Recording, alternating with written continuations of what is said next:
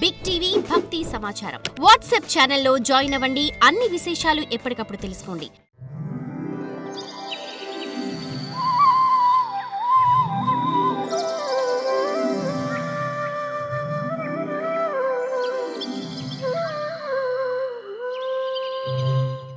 ఓ ఉద్ధవ, నా బాధంతా ధృతరాష్ట్రుని గురించే.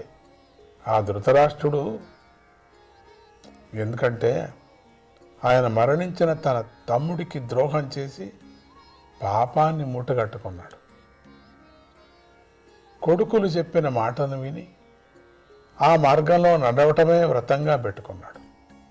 ఆయన తమ్ముళ్ళైన నేను హితం కోరి మంచి మాటలు చెప్పబోతే నన్ను కూడా నగరం నుండి పంపించి వేశాడు.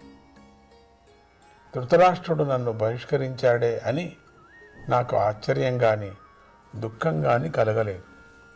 ఎందుకంటే జగత్తును నియంత్రించే శ్రీ మహావిష్ణువే మానవాకారాన్ని ధరించి శ్రీకృష్ణుడే అవతరించి మనుషులకు చిత్తభ్రమను కలిగిస్తున్నాడు అని నేను గట్టిగా నమ్ముతున్నాను.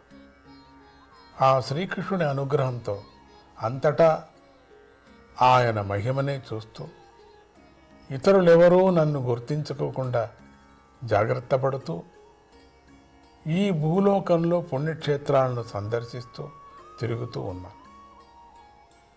కొందరు రాజులు తమ ధనాన్ని, విద్యను, కులాన్ని చూసుకొని గర్వించిన వారై యుద్ధాలు ప్రకటించి భూమినంతా వణికించారు. శ్రీకృష్ణ భగవానుడు వారిని సంహరింపజేసి తనను శరణన్న పాండవులు మొదలైన వారి కష్టాలను తొలగించాలని అని సంకల్పించాడు. అందుకే ఆయన సమర్థుడై ఉండి కూడా కౌరవుల అపరాధాలు ఏమేమి ఉన్నాయో ఉపేక్షించాడు. దుష్ట సంహారం చేసిన కీర్తి ప్రతిష్టలు అన్నీ కూడా తన భక్తులైన పాండవులు మొదలైన వారికే దక్కాలని ఆయన సంకల్పించాడు. ఇందులో ఏ సందేహమూ లేదు. అజస్య జన్మోత్పథనాశనాయ కర్మాణ్య కర్తుర్గ్రహణాయ పుంసాం నను అన్యథా కోర్హతి దేహయోగం పరో గుణానాముత కర్మతంత్రం. ఓ ఉద్ధవ,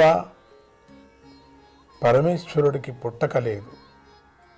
అయినా కూడా ఆయన తనను ఆశ్రయించిన భక్తులను రక్షించి అధర్మ మార్గంలో నడుస్తున్న వారిని శిక్షించేందుకై అవతరిస్తాడు. ఆయన యందు ఏ కర్మనూ ఆరోపించలేదు.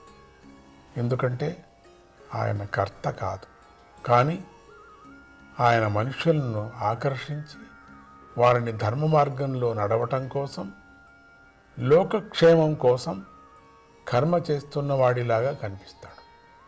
ఈ సంసారం త్రిగుణాల వల్ల పుట్టింది. జ్ఞాని సంసారానికి అతీతుడు. పరమేశ్వరుడు పరమజ్ఞాని.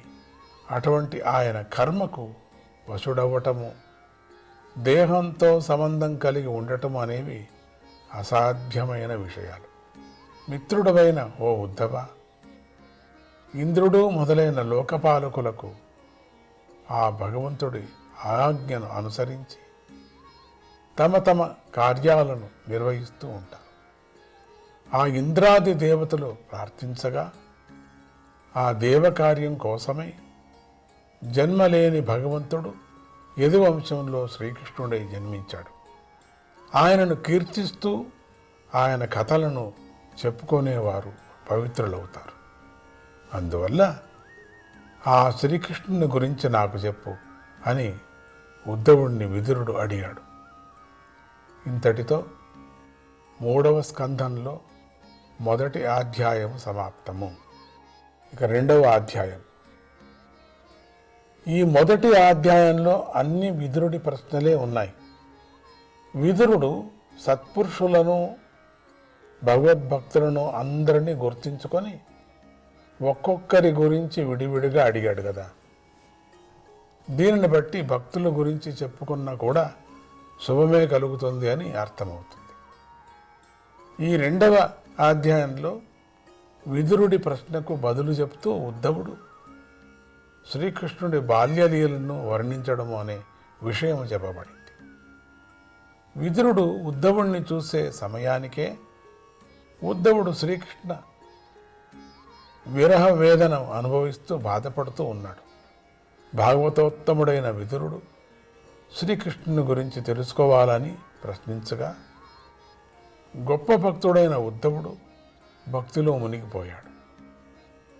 అతడి హృదయం ప్రేమతో నిండిపోయింది. అతడికి ఉత్కంఠం పెరిగిపోతుంది. అందువల్ల అతడు విదురుడిని వెంటనే సమాధానం చెప్పలేకపోయాడు. ఉద్ధవుడు సామాన్య భక్తుడు కాదు. అతడు 5 సంవత్సరాల వయస్సులోనే శ్రీకృష్ణుడి బొమ్మను చేసి దానికి పూజలు సేవలు చేస్తూ ఉండేవాడు. ఆ చిన్న వయస్సులోనే ఆకలి దప్పికలు కూడా మరిచిపోయి శ్రీకృష్ణ భక్తిలో మునిగిపోయి ఉండేవాడు. ఒకనాడు భోజన సమయం దాటిపోతూ ఉన్న పిల్లవాడి రాకపోయేసరికి అతడి తల్లి అన్నం తినేందుకు రమ్మని పిలిచింది. బాల ఉద్ధవుడు తాను చేస్తున్న పూజను విడిచిపెట్టి అన్నం తినేందుకు ఇష్టపడలేదు. అలా చిన్నతనం నుండి శ్రీకృష్ణుణ్ణే భావిస్తూ సేవిస్తూ భజిస్తూ ఆ కృష్ణుడి హృదయంలోనే తానే భావించుకుంటూ భజిస్తూ సేవిస్తూ ముసలివాడు అయ్యాడు.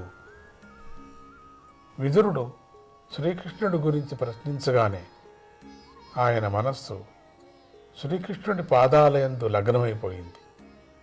అందువల్ల ఉద్ధవుడు వెంటనే సమాధానం చెప్పలేకపోయాడు. అతడి భక్తి తీవ్రమైపోయింది.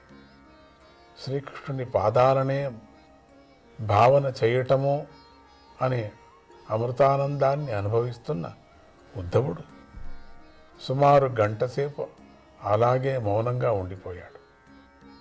అతడి దేహం అంతా పులకించిపోయింది. ఆయన కళ్ళు మూసుకొని అట్లనే ఉండిపోయాడు. ఆ కళ్ళ నుండి ఆనంద బాష్పాలు కారుతున్నాయి. ఆయన ప్రేమ భక్తి ప్రవాహంలో ఆనందంగా స్నానం చేస్తున్నాడు. అటువంటి ఉద్ధవుణ్ణి చూసి ఈయన కృతార్థుడయ్యాడు అని విదురుడు తలచాడు. కొద్దిసేపటికి ఉద్ధవుడు మెల్లగా భక్తి నుండి సంసారంలోకి తిరిగి వచ్చాడు.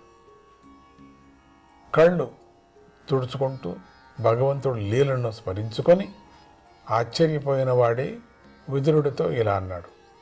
ఓ విదురా, శ్రీకృష్ణుడనే సూర్యుడు అస్తమించాడు. కాలమనే కొండ చిలువ మా ఇళ్లను మింగివేసింది. మా సంపదలు నశించాయి. నేను నీకు ఏమని కుశల సమాచారాన్ని చెప్పేది? దుర్భగో బతలోకోయం యదవో నితరామపి ఏ సంవసంతో నవిదో హరిం మీనాయ్ ఇవోడుపం. ఈ లోకంలోని మానవుల యొక్క దౌర్భాగ్యాన్ని గురించి నేను ఏమని చెప్పను? అందరిలోకి యదువంశంలో పుట్టిన వారైతే మరి దురాదృష్టవంతులు. విష్ణవే నమః, మధుసూదనాయ నమః.